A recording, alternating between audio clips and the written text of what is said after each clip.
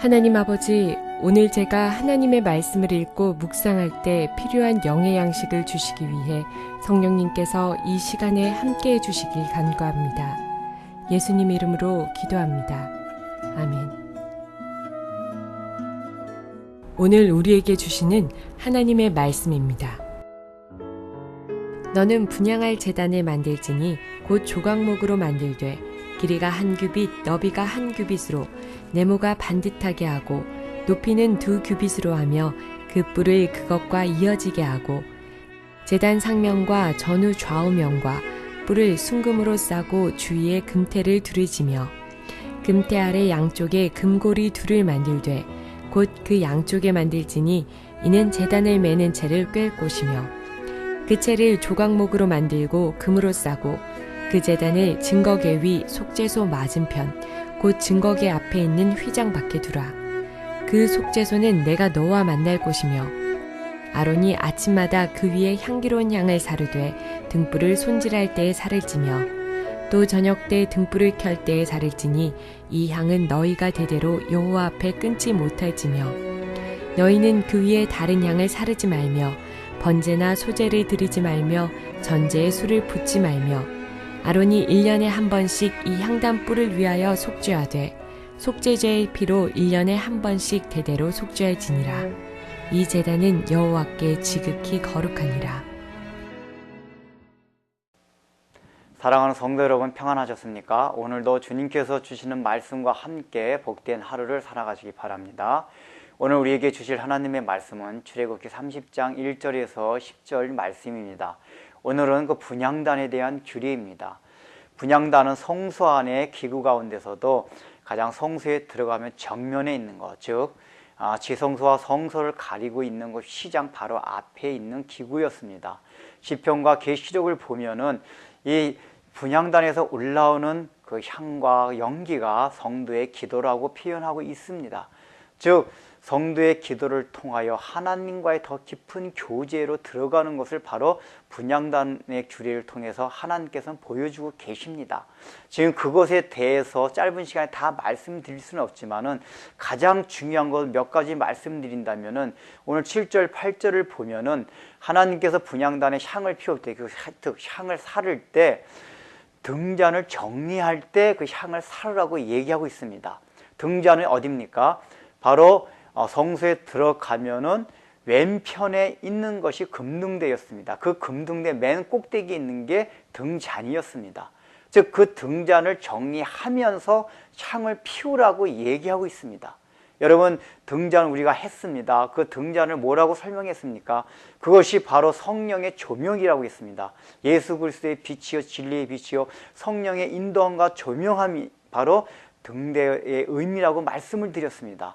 즉 이 등잔을 정리하면서 향을 피우라고 하는 것은 우리가 기도할 때에 반드시 성령의 조명 가운데 인도함 가운데 기도를 하라는 것입니다.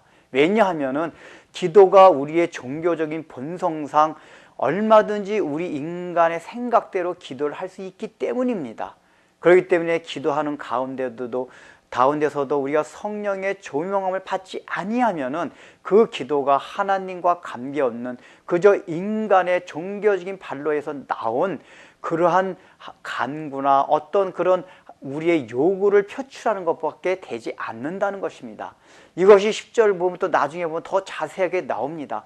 하나님께서 9절에도 보면 또 다른 향을 하나님께서 명령하시지 않은 다른 향을 사르지 말라고 하십니다. 그래서 번제나 소제나 전제물도 붓지 말라고 하십니다. 즉 향을 피워도 하나님 명령하신 그 향만 사르라고 얘기하고 있습니다. 이것은 기도를 하되 기도의 방법도 기도의 내용도 하나님이 주신 규례대로 하라고 하고 있는 것입니다. 우리가 기도를 할 때에 얼마나 우리의 생각과 우리의 욕구만 가지고 기도합니까? 사실 성경에서 기도에 대해서 깊이 연구하다 보면은 오늘날 우리가 하는 기도 가운데 많은 부분들은 성경과 상관없이 하나님의 뜻과 상관없는 그런 기도의 경우가 굉장히 많이 있습니다. 이방 종교인들이 그저 자신의 신들에게 하는 기도와 같은 그러한 우리가 성격의 기도들이 사실 너무나 많이 있습니다. 그래서 10절에 뭐라고 또 마지막으로 말씀하고 있냐면은 너희가 기도하는 그 분향단의 그 뿔에다가도 그 뿔을 위하여도 속죄제를 드리라고 하고 있습니다. 지난번에도 말씀드렸지만은 우리가 제사장들이 번제단에 제사 드릴 때 그 단을 위해서도 속죄하라고 했는데, 오늘 말씀에는 성소 안에 있는 이 분향단의 그 뿔을 위해서도 속죄제를 드리라고 말씀하고 있습니다. 왜 그렇습니까? 여기서 이 뿔의 속죄를 드리라는 건 그리스도의 보혈의 속죄를 입으라는 거 하는 것입니다. 그런데 바로 이 분향단에 그것을 바르라고 하는 것은, 그 속죄제를 드리라고 하는 것은 기도를 할 때 반드시 예수 그리스도의 보혈과 그 속죄에 근거해서 기도를 하라고 하는 것입니다. 이것이 무엇을 말합니까? 우리가 형식적으로 말한다면은 예수님의 이름으로 기도하는 것을 말합니다. 그래서 우리가 기도 마지막에 예수님의 이름으로 기도합니다라고 말하지 않습니까? 그러나 그것이 내용상에 있어서는 예수님의 이름으로 기도하다고 하는 것은 예수님의 이름이 가진 것이 있습니다. 그 예수님이 가진 그 이름을 그 기도 내용에다 포함시키라고 하고 있는 것입니다. 물론 그것은 궁극적으로 예수님이 가신 그 뿔의 권세, 모든 하나님의 능력을 받아가지고 우리에게 주실 수 있는 능력을 말하고 있습니다.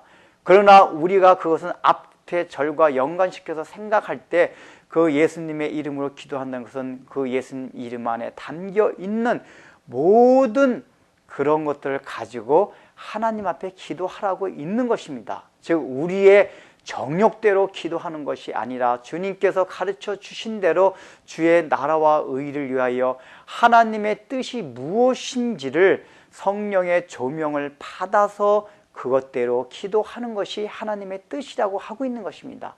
그래서 야고보 사도는 말합니다. 너희가 기도를 해도 구하여도 얻지 못하면 너희 정욕대로 구하기 때문이라고 말하고 있습니다. 기도할 때 우리의 정욕과 우리의 생각과 우리의 신념대로 기도하는 것이 아니라 성령의 조명 아래서 예수님의 이름을 가지고 기도하는 것만이 진정으로 하나님 앞에 상달되고 또 응답받는 기도라는 것을 생각하고야 할 것입니다. 기도하겠습니다. 하나님 아버지, 우리는 기도할 때 얼마나 우리의 생각대로 정욕대로 기도하는 때가 많이 있습니까?